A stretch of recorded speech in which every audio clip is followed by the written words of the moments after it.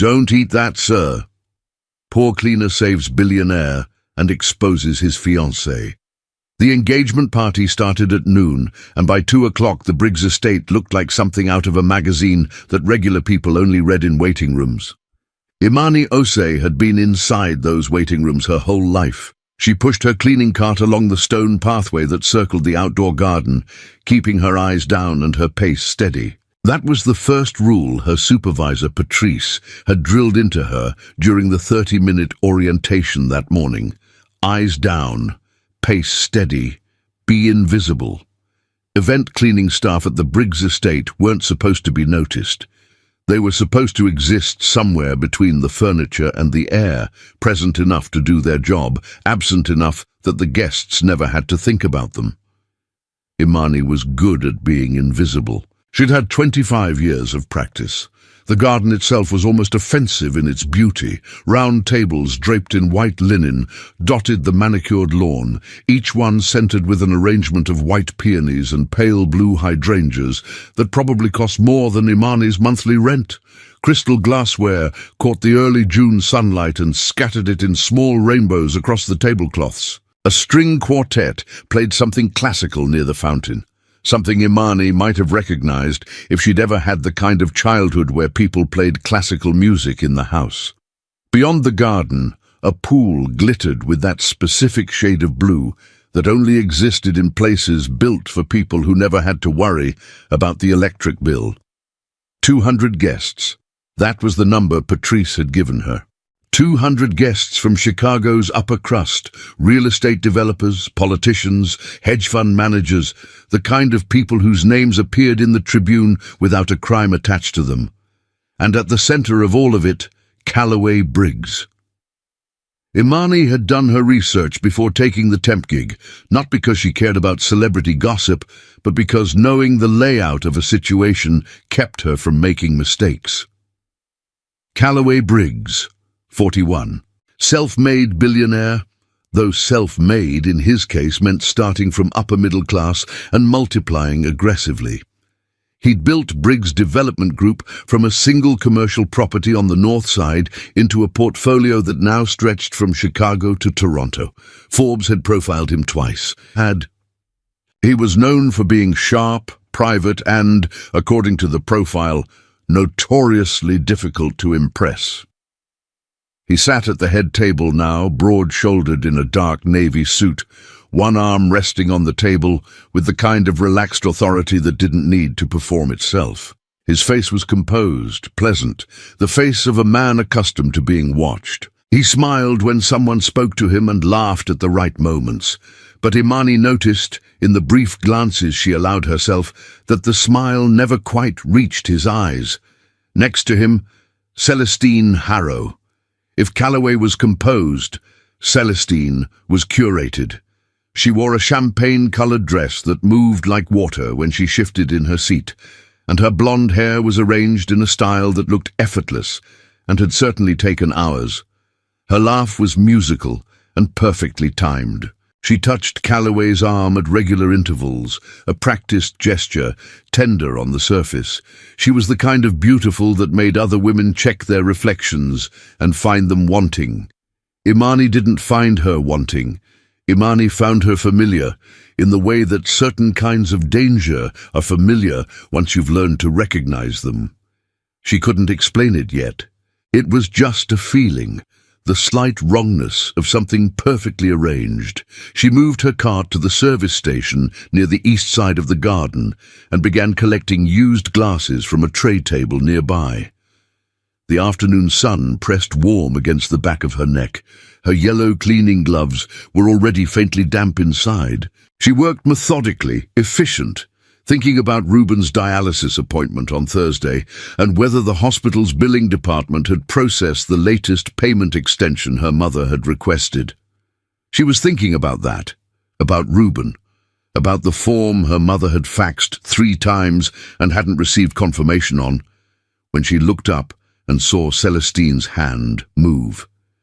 It was quick, a casual gesture, the kind that would disappear inside the visual noise of a crowded party. Celestine had turned slightly away from Calloway, leaning toward the woman on her left as if sharing a private joke, her right hand moving in a fluid arc beneath the table level.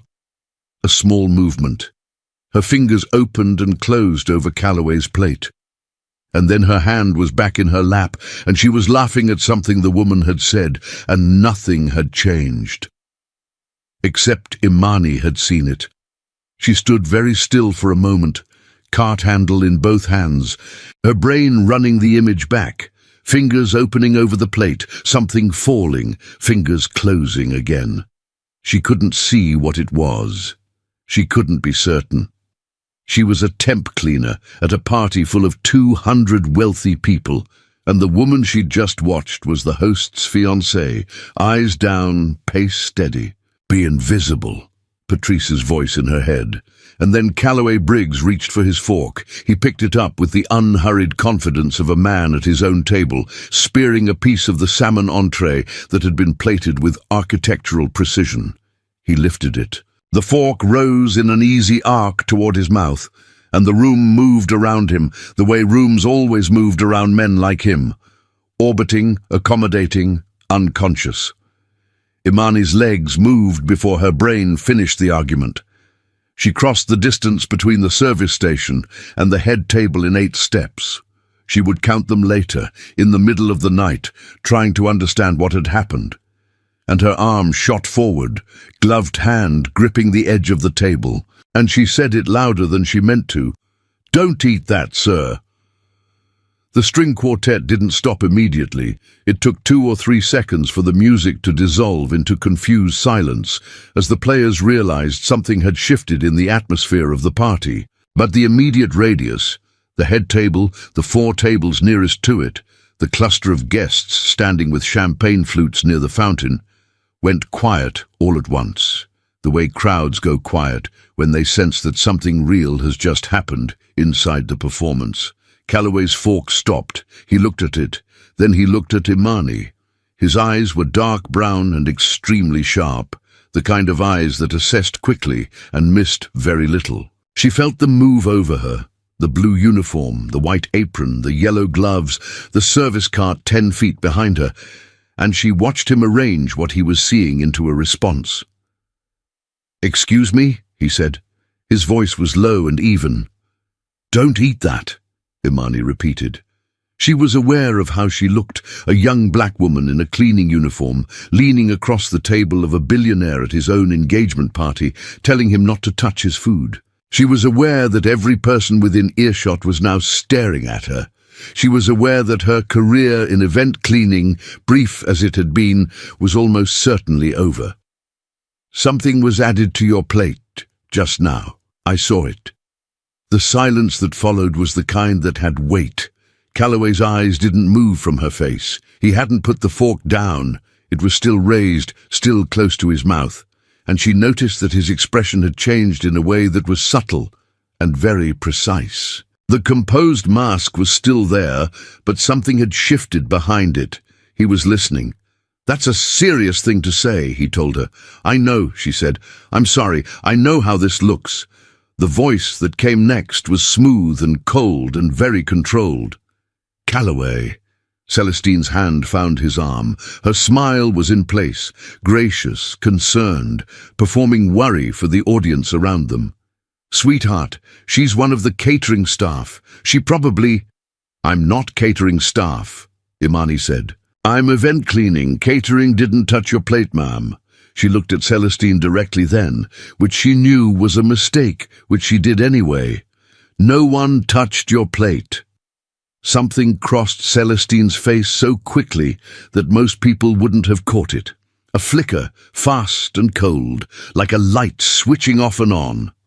Then the gracious smile returned, more polished than before.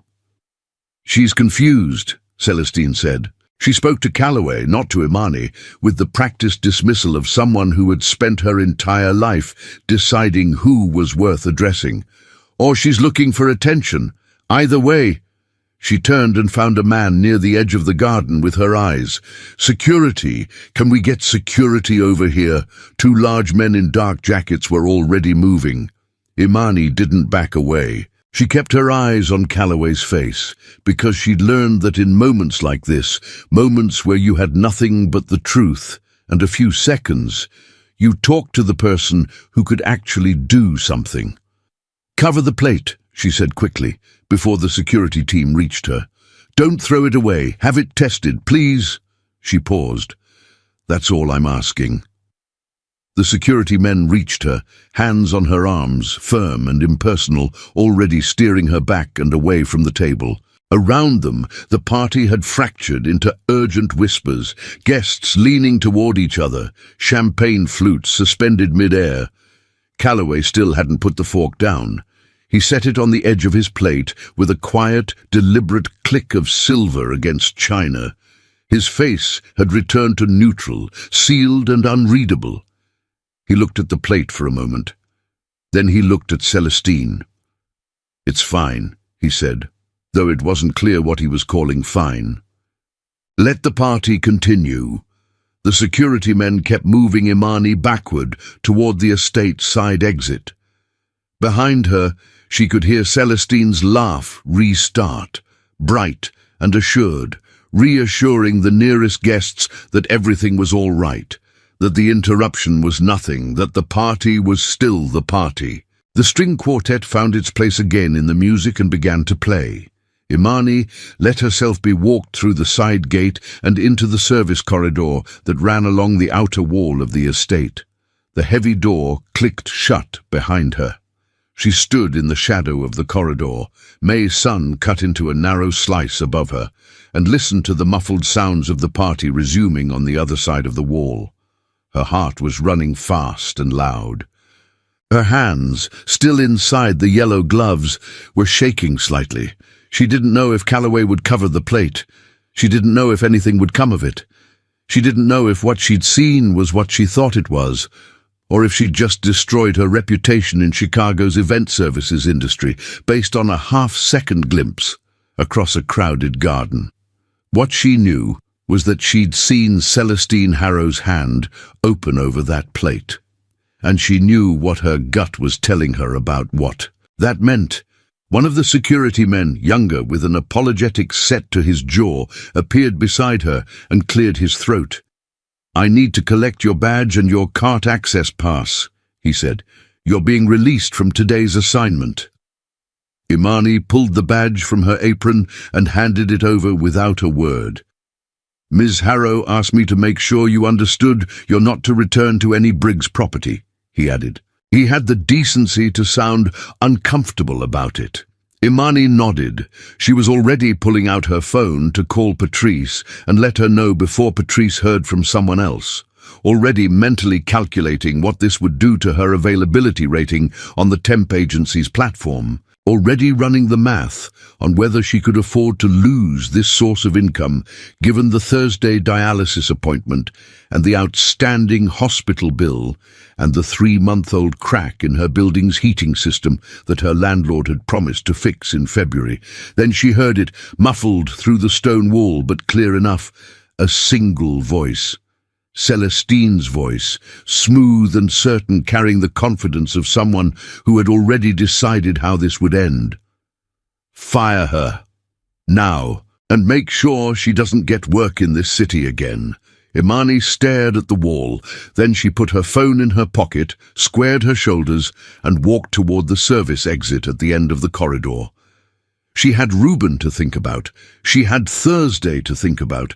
She had a feeling, quiet and stubborn, settled somewhere beneath the fear that this wasn't over.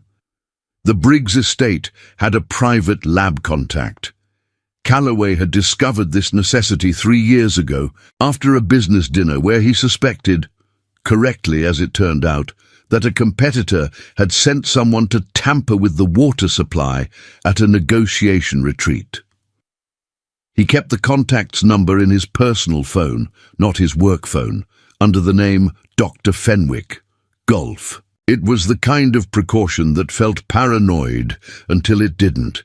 He made the call from his private study on the estate's 2nd floor, while the engagement party continued below him, the string quartet's melody drifting up through the open window like a polite fiction. He could hear Celestine's laugh carrying above the crowd, that signature laugh, bright and perfectly measured, the one she deployed at parties the way other people used punctuation.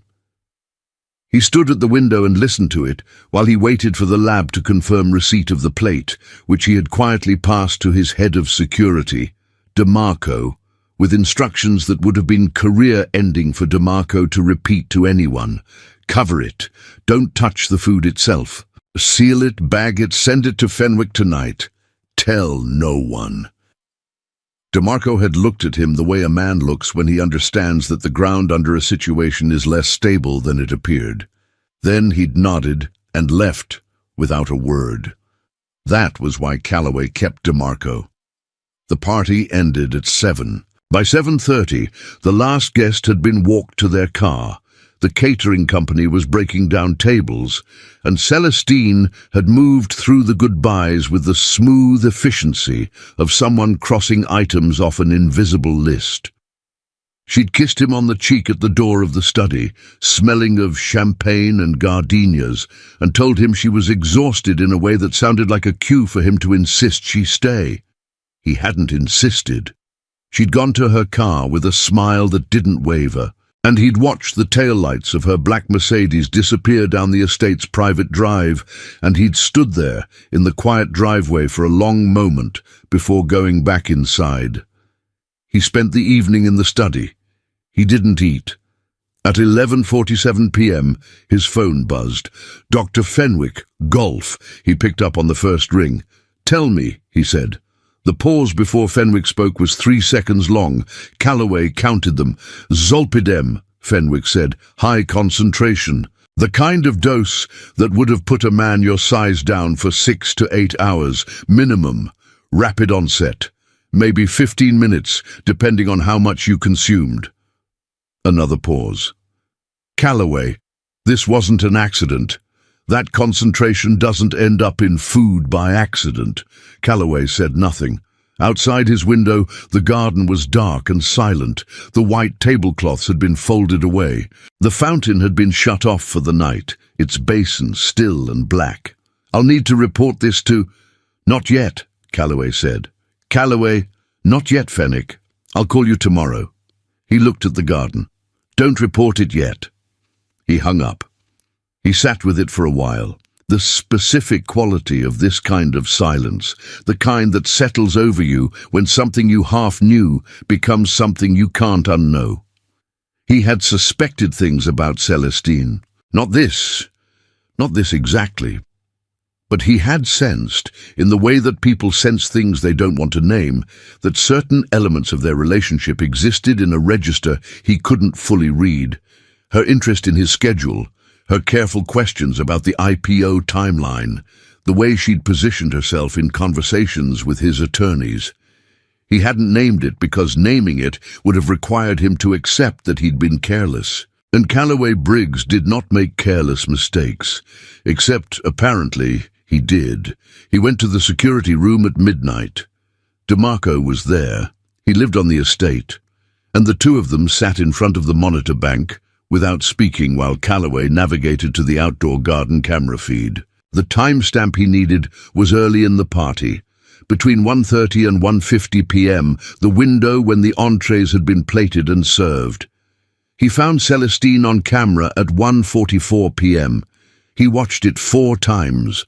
The angle wasn't perfect. Garden cameras were positioned for perimeter security, not tableside surveillance, but it was enough.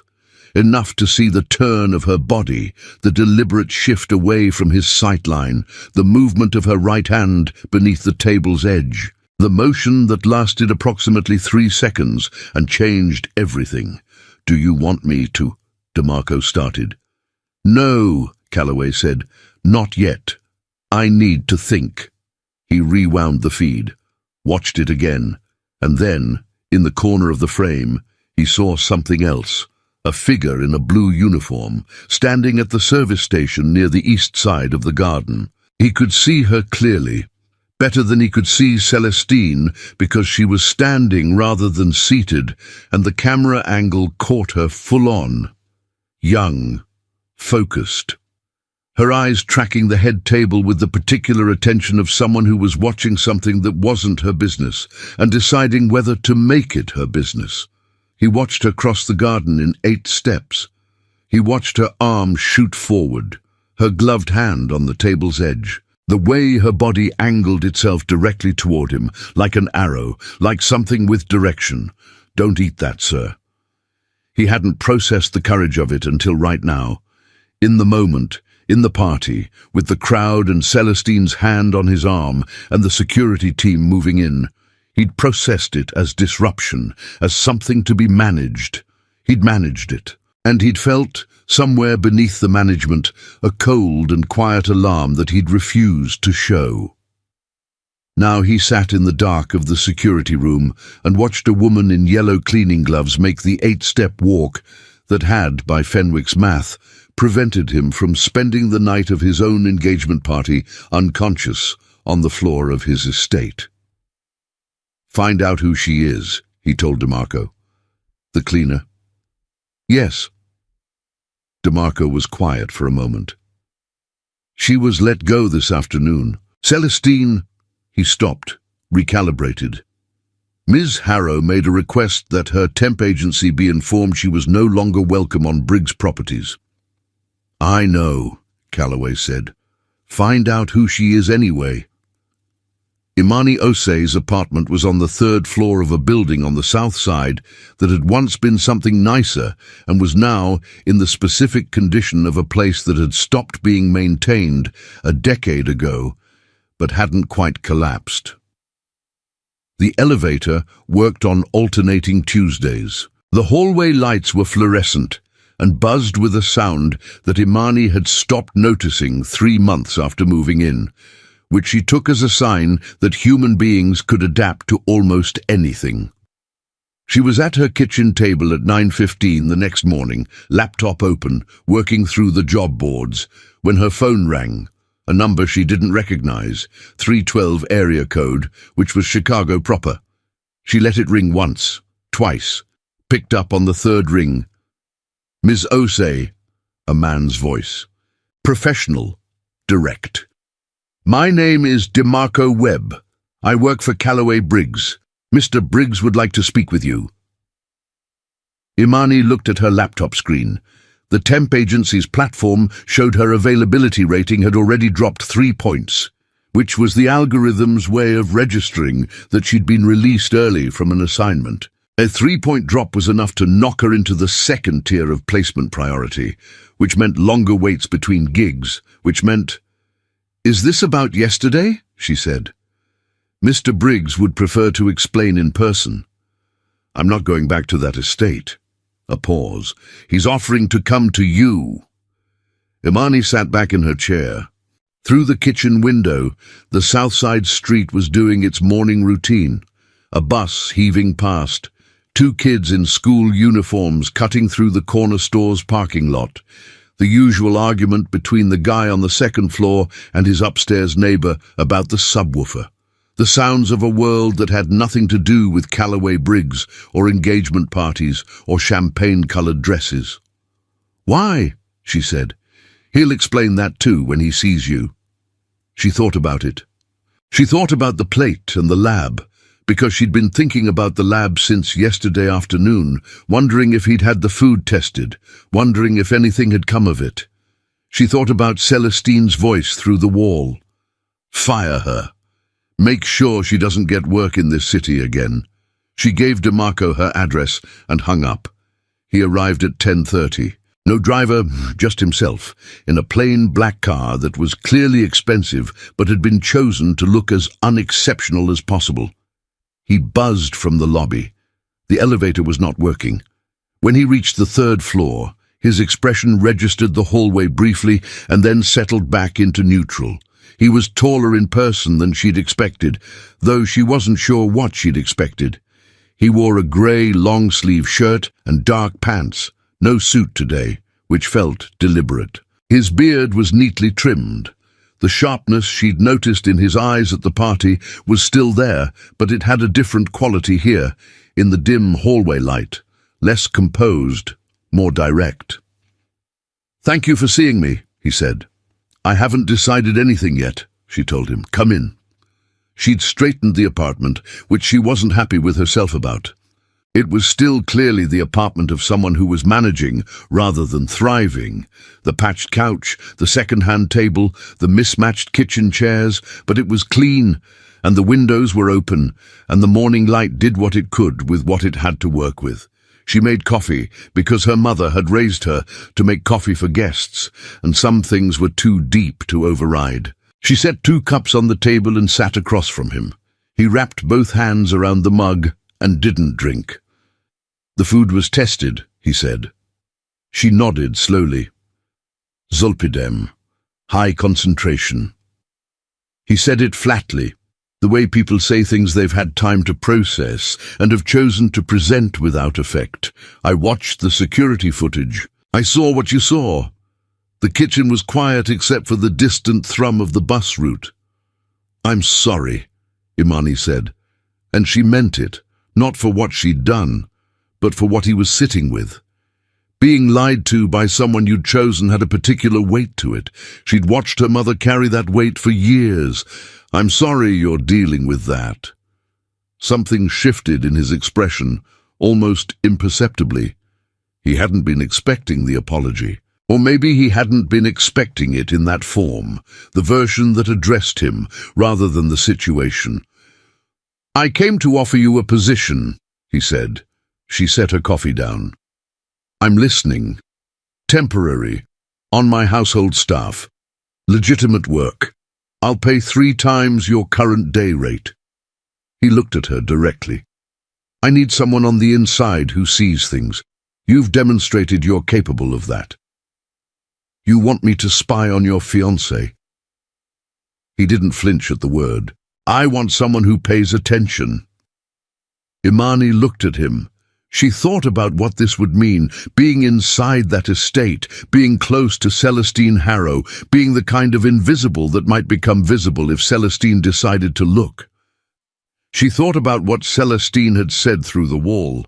She thought about what a woman who would drug her own fiancé's food might do to a Southside cleaning temp who'd gotten in her way. No, she said.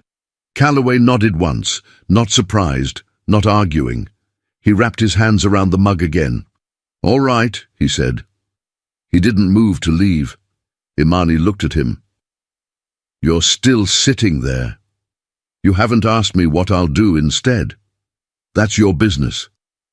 It will involve lawyers and a very long, very public process, he said. And until it's finished, Celestine stays where she is. Access to the estate, access to my staff, access to... He stopped. She's been my fiancée for 8 months. She knows where everything is. Imani understood what he was saying without him saying it. And you need someone she doesn't think to watch, Imani said. He said nothing, which was an answer. She looked down at her coffee. Through the wall of the apartment she could hear her phone, left on the kitchen counter, buzzing with what she already knew was the billing department at Northwestern Memorial Hospital. The dialysis fund review, Ruben's account. She'd called 3 times this week and been asked to hold and then disconnected, and the billing coordinator had told her that if the account wasn't updated by end of month, services would be scheduled for review, which was the hospital's way of saying they were going to make a decision she wasn't going to like. She looked up. Ruben's medical bills, she said. Full coverage, not a contribution. Full coverage. Through a third party, so the hospital doesn't question it. And if he needs the transplant before the end of the year, that's covered too. Calloway looked at her carefully. Who's Ruben? My brother. He's 22. He's been on dialysis for 3 years. Something crossed his face. Brief, real, not pity, something closer to recognition. Full coverage, he said. I'll have my attorney set it up through a medical trust today. You'll have documentation before end of business. Imani nodded once. This doesn't make me loyal to you, she said. I'm not your inside person. I'm someone who works at your estate and pays attention, and if I see something relevant, I'll tell you. That's exactly what I need, he said. She picked up her coffee. Then we have an arrangement." She didn't tell him what she'd noticed, already in the first 30 seconds of him being in her apartment, about the quality of his attention, how carefully he'd chosen his words, but how his hands on the mug had told a different story. She didn't tell him that she'd seen the exact moment he'd decided to trust her, which was not when she'd agreed to the arrangement, but 3 minutes earlier, when she'd said, "I'm sorry you're dealing with that," and meant it. She didn't tell him any of that. It wasn't relevant yet. What was relevant was the documentation and Ruben's account, and the fact that she was about to walk into a billionaire's estate with a secret that his fiancée would kill, apparently, very literally, to protect. Calloway Briggs finished his coffee, set the cup down, stood. "Monday morning, 7 a.m., he said. "DeMarco will send you the details." "I know where the estate is," she said. He almost smiled. It was a very brief almost. "Monday," he said, and let himself out. Imani sat at the table after he left and listened to the apartment settle back into its usual silence. The bus route, the upstairs neighbor, her phone, still buzzing from the hospital's billing department. She picked it up. "This is Imani Osei," she said. "I'm calling about account number 7731B. There's going to be a third-party payment arrangement set up for this account today. Can you note that and hold off on any status changes until you receive the documentation?" She listened, nodded. "Thank you," she said. "Yes, I'll hold." She held. She watched the street out the kitchen window. She thought about yellow cleaning gloves and a plate in a garden, and a woman's hand opening like a small, deliberate trap. She thought about what was behind the locked room at the east wing of the Briggs estate, because there was always something in houses like that. There was always something that didn't want to be found. She'd been good at finding things that didn't want to be found. Maybe it was time to find out how good. Monday arrived the way difficult things always do. Ordinary on the surface, with no visible sign of what it intended to become.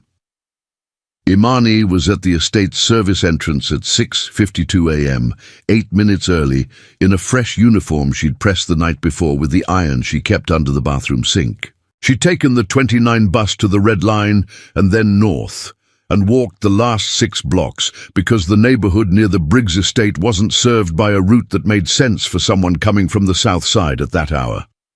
The walk had been cold. Chicago in early June had still not decided how warm it wanted to be before 9 a.m. And by the time she reached the service entrance, her shoulders were stiff and the sky was the particular pewter grey of a city morning that hadn't committed to anything yet. DeMarco was there. He nodded at her like she'd been expected, which she had, and handed her a key card and a laminated staff ID with her photo on it, which meant someone had pulled her agency file or her driver's license record, a fact she filed away without comment. "Staff meetings at 7, he said. "Kitchen. Ms. Arrow isn't on the property today. She's in the city. Does she come every day?" "Most days." A pause. "She has a key." Imani nodded and followed him in. The kitchen was large and institutional in the way that wealthy people's kitchens are when they're built for staff rather than for the family. All stainless steel and overhead fluorescent work lights, nothing decorative. 4 other staff members were already there. Phyllis, the house manager, 60s, with the posture of someone who'd spent decades being watched and had made her peace with it. 2 household staff, Deja and Tamara, who moved around each other with the wordless ease of people who'd stopped needing to communicate out loud, and a groundskeeper named Otha, who sat apart from the others eating a breakfast sandwich with concentrated focus and no apparent interest in anything else. Calloway appeared at 7:04, white dress shirt, sleeves already rolled. He'd been working before any of them arrived. He poured coffee without looking at faces, the way people do when they've learned to manage the small awkwardness of shared space through deliberate inattention, and ran through the week's schedule in efficient shorthand. Loop office Tuesday and Thursday, Evanston site visit Wednesday, formal dinner Friday, dining room to be prepared. He didn't look at Imani once during the meeting. She understood the logic and didn't take it personally. What she did take note of, filed and held, was the way Phyllis looked at her when Calloway left the kitchen. Not hostile. Something more careful than that. The look of someone assembling a picture from partial information, trying to understand what piece they were missing. Why is she here? What did she do to get here? The first 3 days were surface work. Imani cleaned. She learned the layout methodically, 1 section per day, building the map from the outside in. Main floor, west wing, formal rooms, piano room, the bar that was never used. Second floor, Calloway's private study, a guest suite, 2 storage rooms. The gym facing north. The media room, the 6-car garage whose layout she memorized through windows. The east wing was accessed through a keycard door at the end of the second-floor hallway.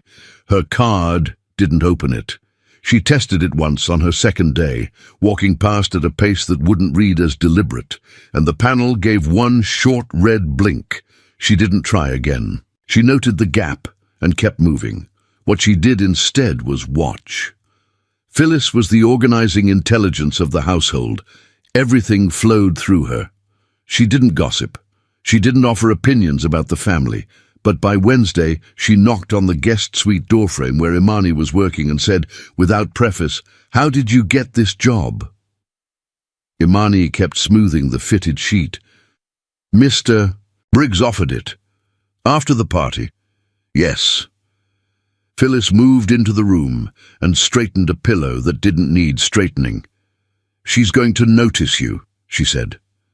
Not a warning. A fact being presented to someone who might not have weighed it fully. "I know.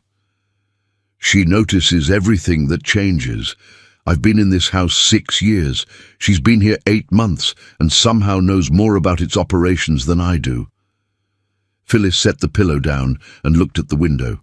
"She asked me once, casually, like it was nothing, about the renewal schedule for the estate's maintenance vendors, who we used, how long the contracts ran, whether Mr. Briggs reviewed them personally."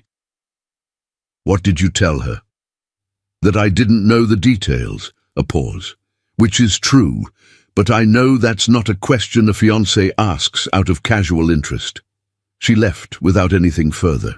But at the end of the day, there was a coffee on the counter in the staff room with a post-it in Phyllis's handwriting. "Still hot." Imani understood that something had been extended in that guest suite that was going to matter. Celestine arrived Thursday. Imani heard her first, the particular sound of heels on marble, confident and announcing. She was in the hallway outside the formal dining room when Celestine appeared at the far end, and she watched Celestine's pace stutter by half a step before recovering. "You!" Celestine said. "Good morning, Miss Harrow." She walked toward Imani the way water finds a level. Not fast, not slow, exactly as fast as the situation required. Cream blazer, wide leg pants, hair down today. She stopped 4 feet away and assessed with those grey, calculating eyes, not the performed eyes from the party, but the real ones behind them. "Calloway hired you," she said. "Yes, ma'am. After I had you removed. I can't speak to his reasoning. He offered the position and I accepted." Celestine looked at her for another measured second. Then she picked an invisible something from her blazer lapel, a gesture so small it might have meant nothing, except Imani had learned to read small gestures. "You're a cleaner," she said. "Yes, ma'am." "Then clean." She let the pause sit just long enough. "And stay out of rooms you don't have business in." She walked away without looking back. Imani noted the direction she took. East wing. Keycard out before she reached the door. No hesitation, no fumbling. The keycard of someone who had used it many times. The door opened and closed, and the hallway was quiet again. She noted all of it. And she noted, with the particular clarity of someone who has spent her whole life being underestimated and has learned to use that like a tool, that Celestine had not once looked back, The breakthrough came Saturday. From a crack in a wall, Imani was cleaning the baseboard behind the writing desk in the guest suite when she felt a draft from a section of wall that should have been solid. She moved the desk 2 inches, found a service panel, old intercom infrastructure, she guessed, from a previous decade's renovation, pushed back into its frame, but not latched. She didn't plan what happened next. She pressed the panel open and found a narrow maintenance corridor behind it, barely 18 inches wide, running along the inner wall. She followed it with her phone flashlight on. 20 feet in, the corridor opened into a junction space, a service hub from the estate's original construction, dry and long decommissioned. 2 other panel doors branched off from it. She pressed the one to the right. It opened into the east wing's interior hallway. She didn't step through. She held the panel door open by 2 inches and looked at what was visible from the angle, a section of wall, the corner of a heavy wooden door, and at the base of that door, barely visible in the hallway's overhead light, a strip of printer paper. It had slid partway out from under the door or been pushed there by accident. She could see only a portion of the text. She photographed it. 3 shots. Even partial, it was enough to read 2 lines.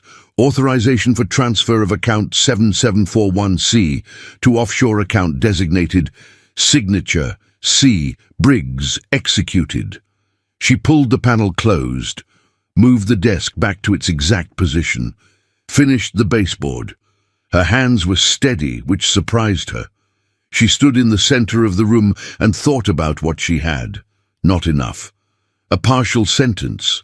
A signature initial that could mean anything, but combined with what Phyllis had told her about vendor contracts and financial questions, combined with Calloway's lab results and 8 months of a fiancé who asked the wrong questions too casually and knew the estate better than the woman who'd managed it for 6 years. It was starting to form a shape. She needed to get into that room. She was still working through how when she turned the corner at the end of the hallway and nearly collided with Celestine Harrow. They stopped 2 feet apart. Celestine held a leather portfolio under one arm, a coffee cup in the other hand.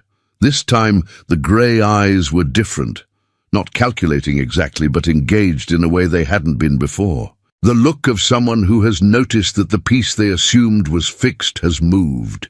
"You're very thorough," Celestine said. "I try to be."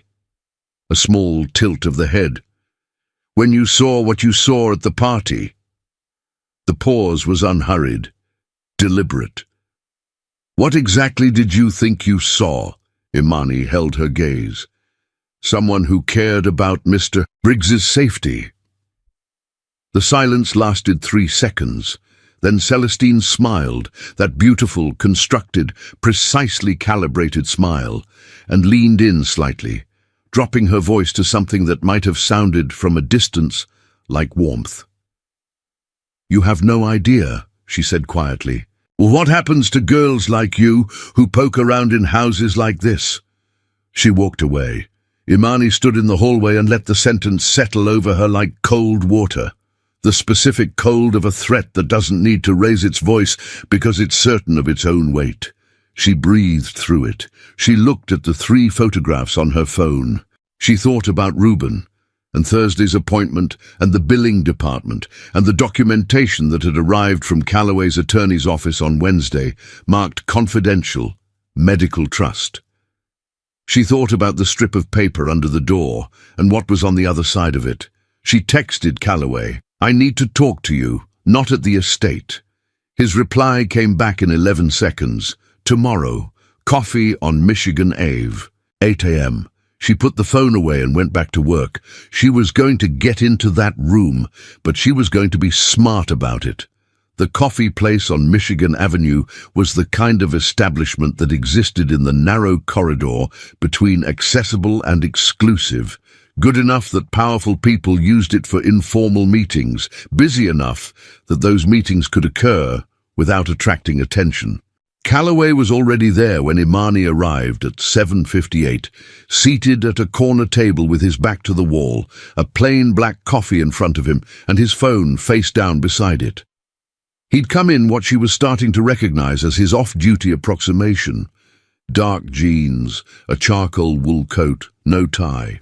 The kind of outfit that said, "I'm not trying to be recognized," while still managing to look like it cost more than Imani's rent. She sat down. A server appeared immediately. They always appeared immediately for certain people, and she ordered coffee and declined the menu. When they were alone, she put her phone on the table and pulled up the 3 photographs. Calloway looked at them without touching the phone. She watched his face do the thing it did, the thing she'd noticed at her apartment, the thing she'd been cataloguing quietly all week, where it absorbed information and went very still, the expression of someone processing at a level below what was visible. "Where did you find this?" he said. She told him about the service corridor. She told him about the panel behind the desk, the maintenance junction, the east wing hallway visible through the gap in the door. She told him about the strip of paper. "I didn't enter the east wing," she said. "I was in the service corridor. The panel opened into the hallway. I didn't cross through." He looked up from the phone. "I'm not questioning your judgment. I know. I'm documenting it for myself." He almost smiled at that. The same almost smile from her apartment, brief and real. He looked at the photographs again.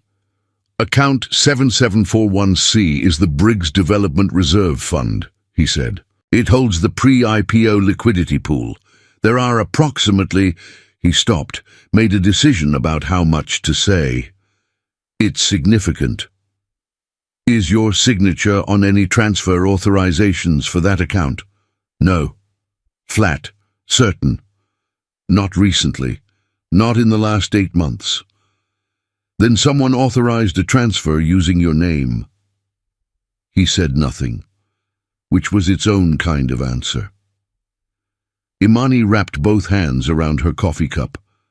"Who has access to your signature? Documents you've already signed? Contracts, letters, anything that could be used to extract a signature block and apply it to something new?" Calloway was quiet for a moment. "Celestine has been involved in reviewing several property acquisition documents over the past 6 months. I brought her in on 2 of them. She has a business background, and at the time it seemed—" He stopped. The sentence had somewhere it didn't want to go. She would have handled the physical documents. "And Fletcher Voss." The name landed differently than she expected. His posture changed. Not much, a degree or 2 of stillness entering his shoulders, and she registered that she'd struck something real. "How do you know that name?" he said. "I don't," she said. "Not yet. Phyllis mentioned he was here 3 weeks ago for a dinner that wasn't on the official calendar. And Deja, one of the housekeeping staff, said she overheard him and Celestine talking in the East Wing hallway. She didn't tell me what they said, but she remembered it because Celestine told her afterward not to mention the visit to anyone, including you." Calloway set his coffee down. "Fletcher Voss is my business partner," he said, "co-founder of Briggs Development. He holds 40% of the company's equity." A pause. "And he's been pushing for 6 months to restructure the IPO in a way that would dilute my controlling stake." The Michigan Avenue traffic moved beyond the window. A double-decker tour bus, a delivery van with a Cubs logo, the ordinary motion of a city that didn't know it was providing backdrop. "If someone transferred assets from the reserve fund before the IPO," Imani said carefully, "what would that do to your controlling stake?" "It would make the IPO numbers look different than they are," Calloway said. "It would make my equity position look overvalued. The SEC would flag it, investors would pull back, and the restructuring that Fletcher has been pushing for would become—" He stopped again. His jaw tightened. "Necessary by default. Because you'd need new investment to cover the gap. At terms that would require restructuring the equity split." Imani nodded slowly. She was not a financial attorney. She was a 25-year-old woman from the South Side who cleaned houses for a living. But she understood leverage, and she understood how people used access to manufacture outcomes that looked inevitable when they weren't. They needed you sedated the night of the party, she said, not killed, sedated. So I'd miss something, he said, or sign something, or be unavailable at a critical moment. The IPO filing window, Imani said. When is it? 32 days from now. She sat with that. 32 days. The shape of it was getting clearer, not fully formed yet, but recognizable. Celestine inside the house, gathering information and access, nudging the estate's financial infrastructure toward whatever outcome she and Fletcher had planned. And with Calloway sedated and unavailable at the right moment, a signature could be applied, a transfer could be processed, and by the time he surfaced from whatever the Zolpidem had done to him, enough of the architecture would be in place that unwinding it would cost more than accepting it. It was patient, it was sophisticated. It was the kind of plan that required someone who understood exactly how much access an engagement could provide, and had decided coldly that an engagement was worth having. I need to get into that room, Imani said. You can't use your current keycard. I know. Can you have DeMarco? If DeMarco updates my system access, Celestine will see it. She has read access to the estate's security management dashboard. He looked at her steadily. I made that mistake 6 months ago when I was trying to be transparent with her. Imani thought about that. Then she thought about Othar, the groundskeeper, who ate his sandwich in silence every morning and asked no questions, and whose master keycard, she'd noticed on her second day, hung on a hook beside the garage door sensor panel in a spot no one else seemed to look at. Don't tell me, Calloway said, reading something in her expression. I wasn't going to, she said. Deniability. He looked at her for a long moment. You've done this kind of thing before. No, she said. I've just spent my whole life in situations where I had to figure out which doors opened for me and which ones I had to find another way through. She took Othar's keycard on Tuesday afternoon. She took it for 40 minutes, enough to have it copied at a hardware store 2 blocks from the estate, where she paid in cash and said it was for her mother's house. And the man behind the counter made her a copy in 4 minutes and charged her $12. She put the original back on the hook before Othar returned from his afternoon grounds walk. She had the copy in her apron pocket on Wednesday morning, when Celestine was confirmed off property until evening. The east wing door opened on the first try. The room behind it was not what she'd expected, and what she'd expected was already significant. It was large, the full depth of the east wing, maybe 40 feet by 20, and it had clearly been repurposed recently. The original estate furniture was pushed to the walls. 2 leather armchairs, a writing desk, a bookcase. In the center of the room, taking up most of the floor space, were folding work tables, the kind that pop up in conference rooms and campaign offices, functional and temporary. On those tables, documents. Not a few documents, not a folder or a binder. Documents in the plural, stacked and organized and cross-referenced with the systematic attention of someone who had been building something methodically over months. She moved to the nearest table and started reading. Most of it she could only partially pass. She was not a financial attorney, and this was the language of financial instruments, the dense legalese of account transfers and equity designations and corporate restructuring filings. But she could read enough. She could identify signatures. She could identify account numbers. She could identify dates. The dates went back 7 months, 1 month before Celestine's engagement to Calloway. There were transfer authorizations, 12 of them, sequential, each bearing a version of Calloway Briggs's signature. She laid them out and looked at them side by side. The signatures were good. They were very good. But they were not identical, and human signatures are always identical within a narrow range of variation. And these, spread across 7 months, presumably produced by someone working from the same source document, deviated from each other in the specific way that forgeries deviate, consistently in some strokes, inconsistently in others. She photographed everything. Every document, every page, every signature block, every account number. She was methodical, and she was fast. And she was doing this with the particular focused calm that comes from having made your decision and committed to it.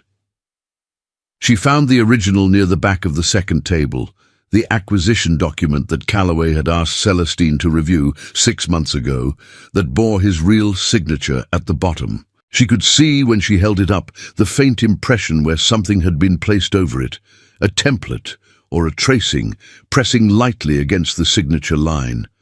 She photographed that too. She found the photo she'd been looking for in the last stack on the third table. Not a document, an actual photograph, printed on standard paper, slightly blurred at the edges as if it had been taken quickly or from a distance. 2 people at what looked like a restaurant table. Celestine in a dark blazer, leaning forward. Across from her, a man she didn't recognize except that she'd heard his name twice now in context that meant he was important. Fletcher Voss. Between them on the table, a document. Celestine's finger pointed to something on it. Voss was nodding. The timestamp printed at the bottom of the photo, from whatever camera system had captured it, read 9 months ago. 1 month before the engagement. She stood very still in the center of the room and breathed.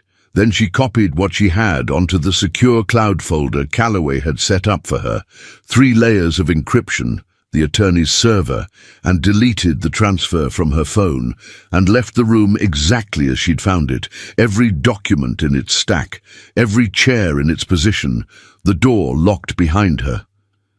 She was in the main hallway, keycard in her apron pocket, 12 feet from the door, when she heard footsteps behind her.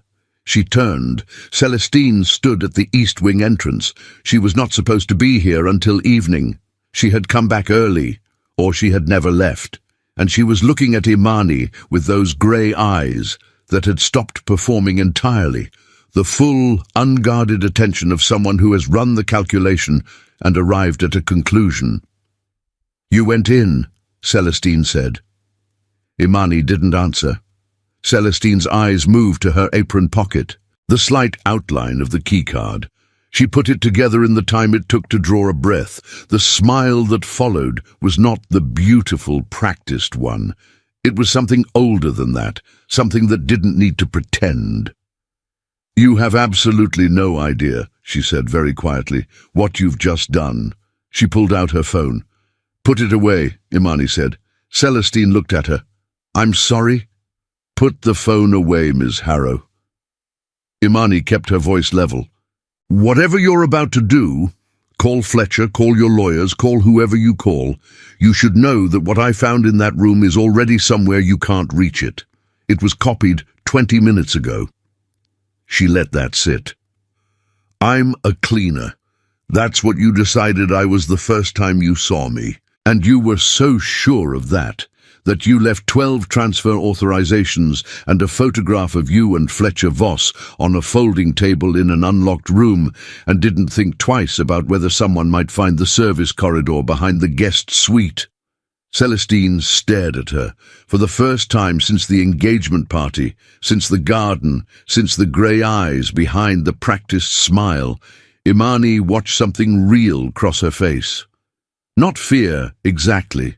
Something adjacent to it. The specific expression of someone who has understood that the piece they assumed was fixed has not only moved, but has been somewhere they didn't account for. The phone went slowly back into her pocket. "You should leave this house," Celestine said. Her voice was still controlled, but the temperature of it had changed. "I'll be here tomorrow morning," Imani said. 7 a.m., same as always." She walked down the hallway. She did not look back. Behind her she heard Celestine's voice, quiet, certain, and stripped of everything that wasn't threat. "Prove it in court, Calloway." A pause, as if she were rehearsing, as if she'd known this day might come and had been ready for it. "My lawyers are already there." Imani kept walking. She was shaking by the time she reached the staff room. Not from fear, or not only from fear, from the specific physical response to the moment when a thing that has been abstract becomes real. When the calculation you've been running in your head meets the world and the world doesn't blink. She sat down. She pulled out her phone and she called the number Calloway had given her for emergencies only. He picked up on the second ring. "I'm in," she said. "I found everything. It's all copied." She paused. "And she knows." The silence on the other end lasted 4 seconds. "Don't leave the estate tonight," he said. "I wasn't planning to," she said. She sat in the staff room and waited. Outside, Chicago moved on in its indifferent, enormous way. The city that had taught her, over 25 years, that no door stayed locked forever if you were patient enough and smart enough and willing to find the corridor behind the wall. She'd found the corridor. Now she needed to make sure no one sealed it back up before it could matter. The call from Northwestern Memorial came at 6:14 the next morning. Imani was already awake. She'd spent the night in the estate staff room on a narrow couch that DeMarco had pulled from a storage closet without commentary, and she'd slept in the particular shallow way of someone whose brain refuses to fully disengage. She'd heard every shift in the house, every creak of the settling structure, every car that moved on the private drive. When her phone lit up with the hospital's number, she was sitting upright before she'd consciously decided to move. "Ms. Jose." The voice on the other end belonged to a nurse she recognized, a woman named Bernadine, who had been managing Ruben's dialysis schedule for 18 months and who only called this early when the news was the kind that couldn't wait for business hours. "I'm calling about your brother. He was brought in by ambulance about 2 hours ago. There were complications with last night's session. His blood pressure dropped significantly and he lost consciousness before the EMTs arrived. He's stable now, but we've moved him to the ICU for observation." Imani stood. She was already looking for her jacket. "Is he conscious?" "He came around about 40 minutes ago. He's asking for you." "I'll be there in 45 minutes. She left DeMarco a note on the staff room table, 3 lines, her brother's name, the hospital, her cell, and she walked out of the estate in the grey 6 a.m. light and took the first rideshare she could get, watching Chicago unscroll past the window as the driver moved south and then west, the city transitioning from the wide stone wealth of the north side to the denser, more particular streets of the neighborhoods that didn't make the travel guides. Ruben was on the 4th floor of the ICU wing, in a room that was small and very white and full of the specific quiet of medical equipment doing its patient, impersonal work. He was propped up slightly in the bed, eyes open, wearing the expression of someone who was embarrassed about what had happened to them. He was 22. He looked, in the hospital bed, younger than that. "Hey," he said. "Hey." She sat in the chair beside the bed. She took his hand, the one without the IV, and held it the way she used to hold it when he was small and had nightmares, and she was 11 years old and the only one awake in the apartment. "You scared me." "I scared me," he said. He looked at the ceiling. "They're saying my access site is failing. The fistula." He said it with the flat precision of someone who has learned too much medical terminology too young. "They might need to place a new one, which means I'd be off dialysis for a few weeks, which means we'll figure it out." "Imani." "Ruben." She squeezed his hand once. "The trust is already set up. Mr. Briggs's attorney put it in place 4 days ago. Everything is covered." She paused. "Including surgical procedures. I checked the documentation." He turned his head and looked at her. He had their mother's eyes, wide, dark, and incapable of hiding what he was feeling. What they were doing now was a complicated mixture of relief and something more complicated than relief. The specific discomfort of accepting help that had arrived from a direction you couldn't have predicted and couldn't entirely account for. "Who is this man?" Reuben said. "Someone who needed someone to pay attention," she said. "And I paid attention." He was quiet for a moment. "Are you safe?" She thought about the East Wing, the 12 documents, Celestine's face in the hallway when she understood what had happened. The phone call to Calloway the night before. She knows. "I'm working on it," she said. She was back at the estate by noon. The day had a different quality to it, the specific tension of a situation that has accelerated past the point of slow management. Calloway was in his study with the door closed and his attorney on video call when she arrived. She could hear the measured, lawyerly cadence of the conversation from the hallway without being able to make out the words. DeMarco met her at the service entrance and told her two things: that Celestine had not come to the property that morning, which was the first morning she'd skipped in 3 weeks, and that 2 men from a private security firm DeMarco didn't recognize had driven past the estate's main gate 4 times since 7 a.m. "Not ours," DeMarco said. He meant it as information, not alarm. But Imani heard both. She went upstairs and she thought about the documents on the encrypted server, complete, time-stamped, photographed in sequence. She thought about Celestine's last words in the hallway: "My lawyers are already there." She thought about what that meant in practical terms, what it meant to have legal infrastructure already in place before the confrontation happened, which meant Celestine had anticipated this moment. Not this specific version of it, not Imani in the service corridor, not the keycard copy, not the photographs, but the general shape of discovery. She'd been ready for Calloway to find out. She just hadn't been ready for how. The question was, what came next?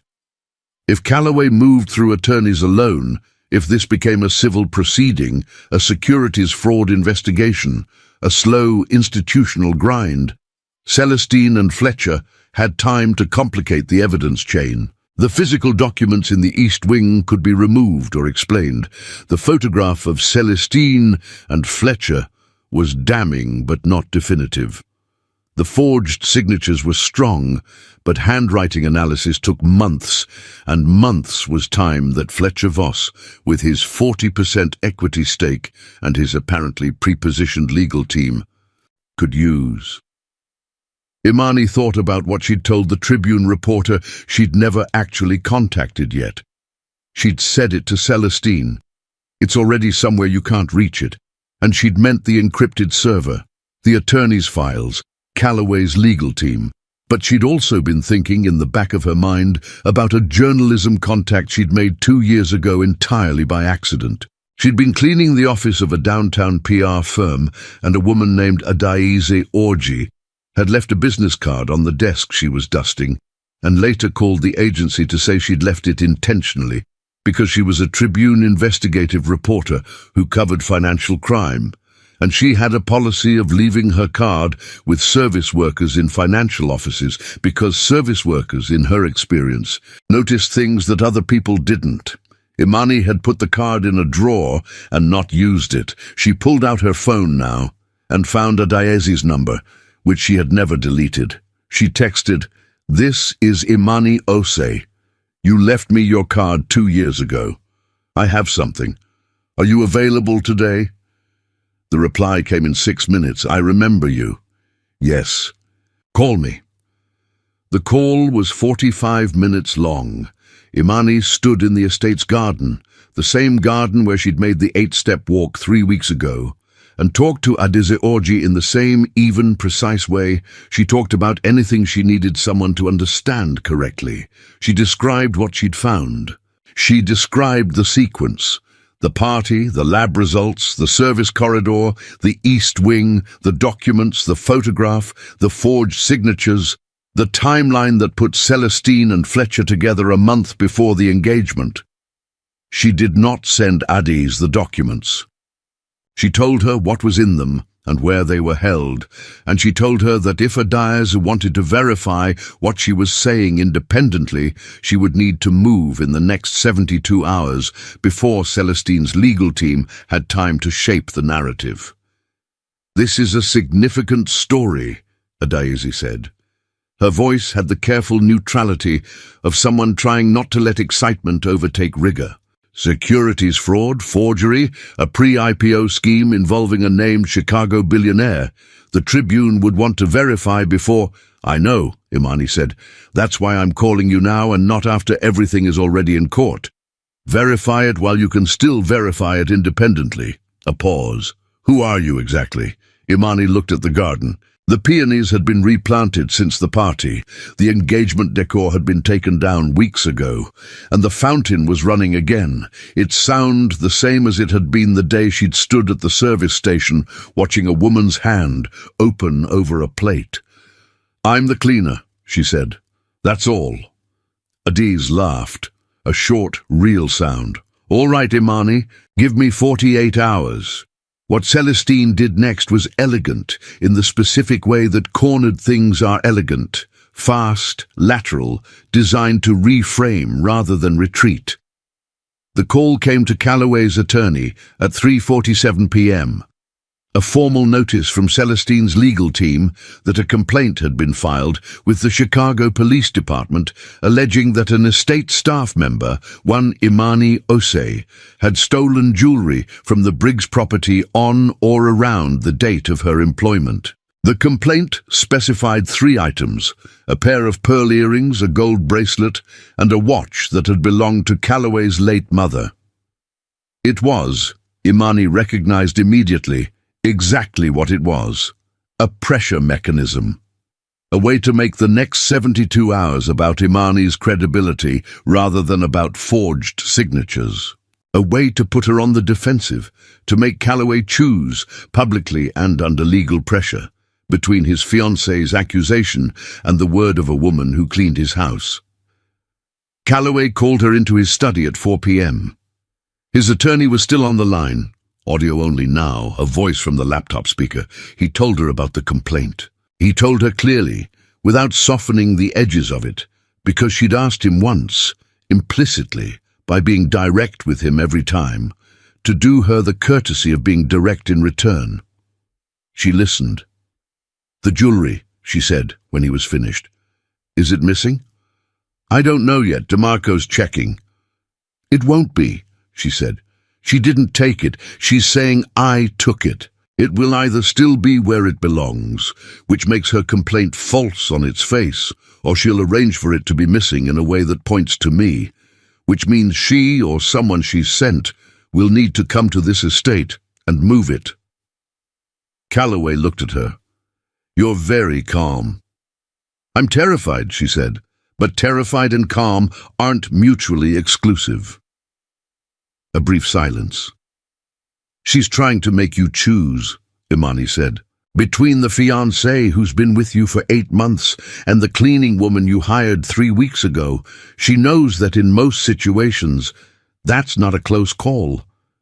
"This isn't most situations," he said. "I know." She looked at him steadily. "But she doesn't know what you know. She doesn't know about the lab results. She doesn't know you watched the camera footage. She thinks she's making this about my credibility, and she doesn't know that you already decided whose credibility you trust." He held her gaze for a long moment. "DeMarco," he said, without looking away from her. DeMarco, who had been standing near the study door, straightened.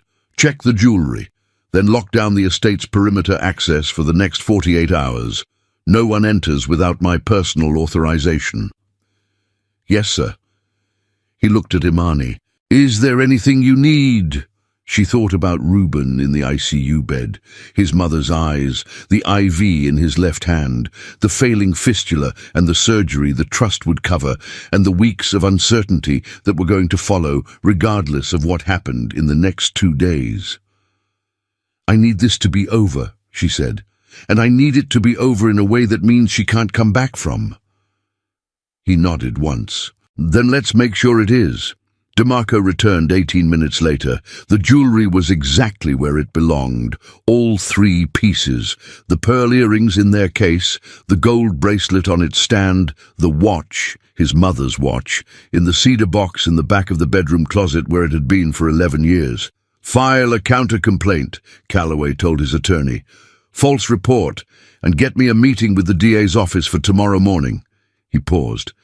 And call the SEC. Tell them we have documentation of pre-IPO securities fraud, and we're prepared to cooperate fully. From the laptop speaker, his attorney said something that sounded like the careful exhale of someone who had been waiting for this call. Imani sat in the chair across from Calloway's desk and looked out the study window at the Chicago skyline, where the late afternoon light was doing complicated things with the glass faces of the towers along the lakefront. Her phone buzzed. A text from Adaze. Tribune Legal is reviewing. We're moving. Can you talk tonight? She looked at it for a moment, then she looked at Calloway.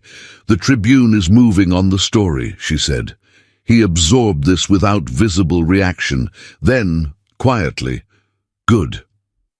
Outside, the city moved on in its enormous, indifferent way.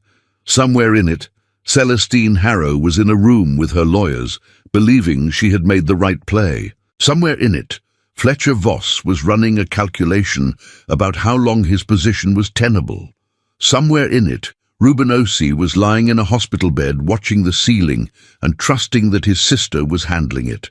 Imani looked at the city and felt the specific exhausted clarity of someone who has passed the point of no return and is now simply in the work of the thing. She picked up her phone and called Adaze back. The Tribune story ran on a Thursday. It ran online at 6 a.m. The hour when digital news lands with maximum velocity, when the sharing algorithms are at their hungriest, and the city is just beginning to pour its first coffee and reach for its phone. By 6:45, it had been picked up by the AP wire. By 7:30, it was on CNN's breaking news ticker. By 9 a.m., the name Fletcher Voss had been searched on Google more times in an hour than it had been in the preceding 5 years. Adaeze Orji's piece was careful and precise in the way that good investigative journalism is careful and precise. It stated only what could be verified, attributed what needed attribution, and built its case in the measured, sequential way of something that had been stress-tested by a legal team before publication. But even restrained, the facts were enough. The forged signature trail, the offshore transfer authorizations, the 9-month-old photograph, the timeline that put Celestine Harrow and Fletcher Voss in documented contact a full month before Celestine began her relationship with Calloway Briggs, the lab analysis of the sedative compound attributed to an unnamed source with knowledge of the testing. It did not name Imani. She had asked Adaeze for that, and Adaeze had agreed, and the piece referred to the person who had brought the documentation forward only as a member of the estate's household staff. In a city that would spend the next week speculating about who that was, Imani Osei's name stayed out of it. Fletcher Voss's attorneys released a statement at 10 a.m., calling the allegations baseless and politically motivated, which was the statement that attorneys release when they have approximately 4 hours before the situation changes. At 2:17 p.m., the FBI's Chicago field office confirmed it had opened an inquiry. At 4:45 p.m., Fletcher Voss was escorted from his River North office building by 2 federal agents and a woman in a grey suit carrying a briefcase, who Imani, watching the news footage on her phone in Ruben's hospital room, recognized as the specific kind of attorney who appears at the beginning of things rather than the end. Celestine's assets, her personal accounts, the Harrow Group LLC that had been incorporated 14 months ago, and 3 properties registered under a Delaware holding company with her as the sole signatory, were frozen by court order at 5 p.m. Her attorneys issued their own statement, longer and more combative than Fletcher's, full of words like fabricated and orchestrated and targeting. The statement did not address the forged signatures. It did not address the offshore account. It did not address the photograph. Imani read the statement. She folded her phone and looked at Reuben. "Is it over?" he said. "The public part just started," she said. "The legal part will take a while." He nodded. He was quieter than usual today, the particular quiet of someone processing something that was larger than the room they were in. He'd seen her name not appear in the coverage, and he'd understood why, and he'd said nothing about it, which was its own kind of acknowledgement. "The surgery is scheduled," he said. "Next Tuesday." "I know. I got the confirmation this morning." He looked at his hands. "The trust documentation says it's from a third-party medical fund, but Mama called the hospital's billing office, you know how she is, and the billing coordinator let it slip that the fund was set up by an attorney on behalf of a private individual." He looked up. "It's him, isn't it?" Imani didn't answer right away. "He's a billionaire, Reuben," she said finally. "To him, it's a rounding error." "That's not what I asked." She looked at her brother. She thought about the coffee on a south side kitchen table and the way Calloway's hands had held the mug, and what his face had done when she'd said, "I'm sorry you're dealing with that." She thought about 48 hours ago, in the study, when he'd said this isn't most situations with the specific quiet of someone who means it without ornamentation. "Yes," she said. "It's him." Reuben nodded slowly.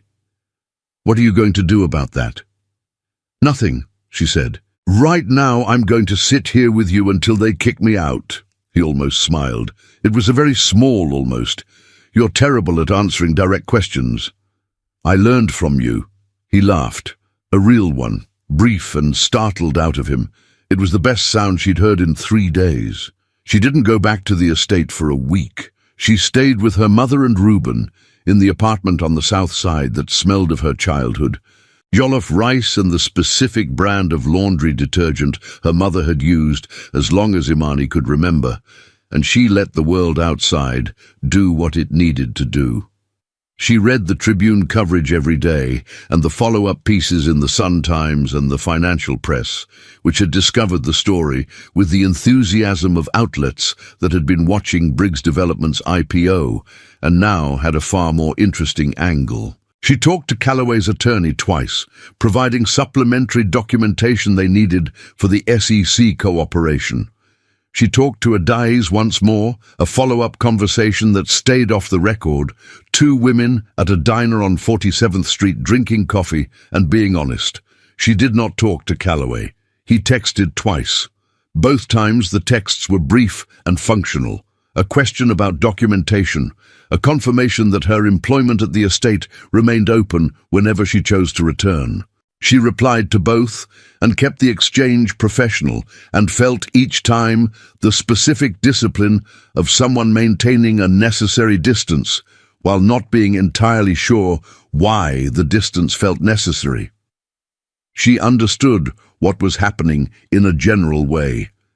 The shape of it, the gravitational pull of a situation where 2 people have been through something extreme together, and the extremity has created a proximity that looks like connection and may or may not be connection, and the only way to know which it is requires more ordinary time than they have had. She understood that. She was good at understanding things. Understanding them didn't make them easier to sit with. Reuben's surgery was on a Tuesday, and it went well. The procedure took 3 hours. The new access site was placed without complication. His nephrologist, a small, precise woman named Dr. Achebe, who had been managing Reuben's care for 2 years, and who had the manner of someone with no patience for unnecessary conversation and infinite patience for the work itself, came out at noon and told Imani and their mother that he was in recovery, that it had gone as well as it could go. and that if everything continued on its current trajectory, he would be a strong candidate for the transplant list review in 18 months. Her mother cried. Imani held her and didn't.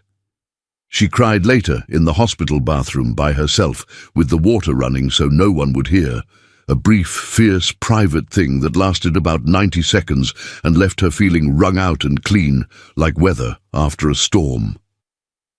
She washed her face. She looked in the mirror. She thought, you paid attention. That was what she'd done. That was the whole of it. She had paid attention when no one expected her to, and she had done something with what she saw, and things had moved as a result.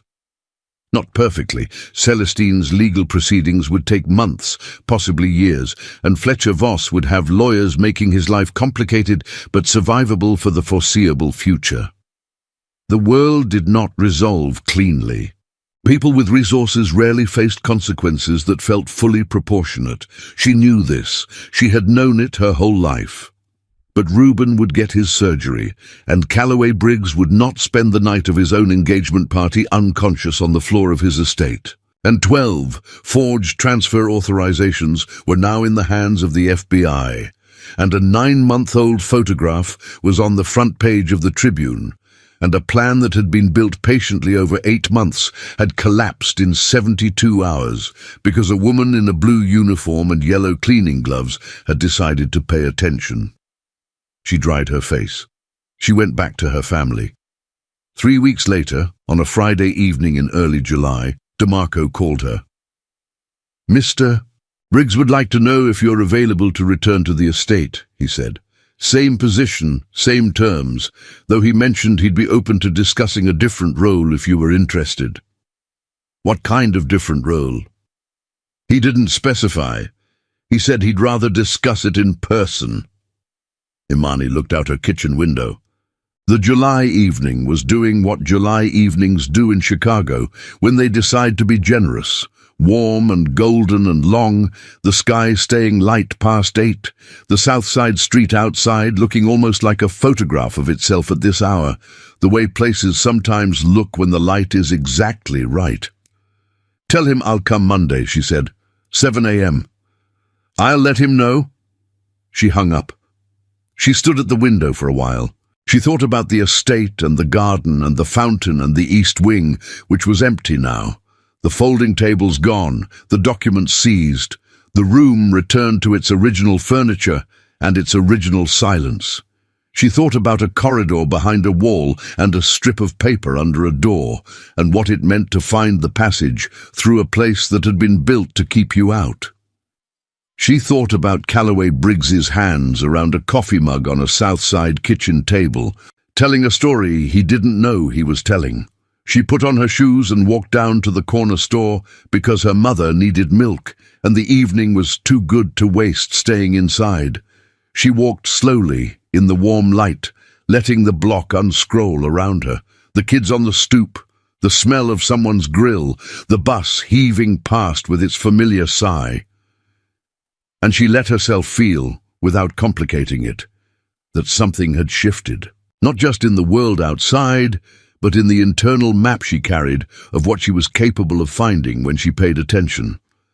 Monday came clear and warm, with the specific quality of a Chicago summer morning that has decided to be easy, the lake wind gentle, the sky a clean, uninterrupted blue that made the city look from the right angle like a postcard of itself. Imani arrived at the estate's service entrance at 6:52 a.m. 8 minutes early, same as the first Monday. DeMarco opened the door. He nodded the same way he always nodded. Inside, the kitchen smelled of coffee and Phyllis's particular brand of institutional order. Deja and Tamara moved through their morning setup with the efficiency of long habit. Othar ate his breakfast sandwich at the far end of the table. Nothing had changed. Everything had changed. Calloway came down at 7:04, same as always. White shirt, sleeves already rolled. He poured his coffee without looking at faces. Then he looked at Imani. He said, "After the meeting, can you come up to the study?" "Yes," she said. The meeting ran its course.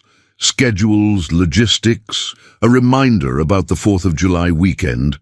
The estate would be closed to non-resident staff, which Phyllis confirmed with a note in her planner. Otha mentioned something about the North Garden irrigation needing attention. Deja asked about the linen delivery. Ordinary things, the texture of a life continuing. At 7:40, Imani climbed the stairs to the second floor and knocked once on the study door. "Come in," he said.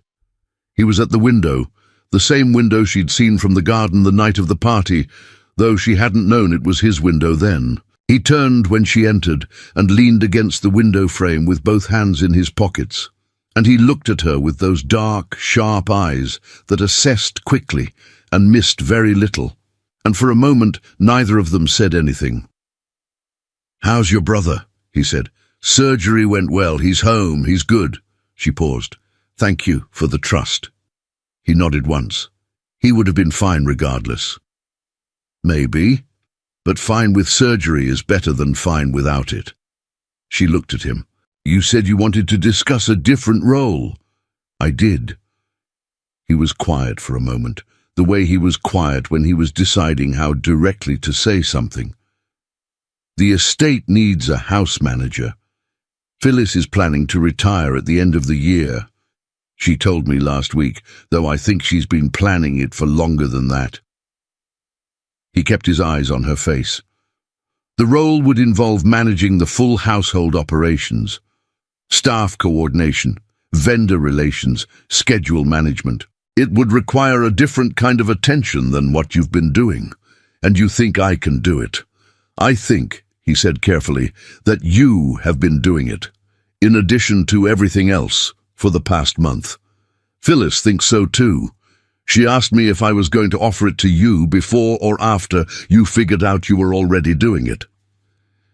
Imani laughed. A real one, surprised out of her, brief and genuine. It was a sound she hadn't made in this house before.